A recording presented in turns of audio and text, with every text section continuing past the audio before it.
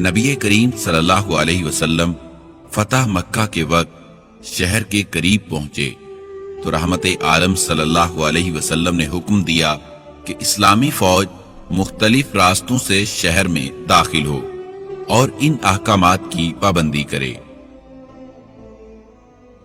جو شخص ہتھیار پھینک دے اسے قتل نہ کیا جائے، جو شخص خانہ کعبہ کے اندر پہنچ جائے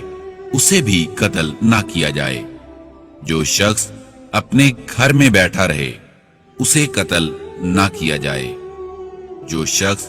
ابو سفیان کے گھر داخل ہو اسے بھی امان دی جائے، جو شخص حکیم بن حزام کے گھر داخل ہو جائے اسے بھی کچھ نہ کہا جائے، بھاگ جانے والے کا تعاقب نہ کیا جائے، زخمی کو قتل نہ کیا جائے، قیدی کو پناہ دی جائے۔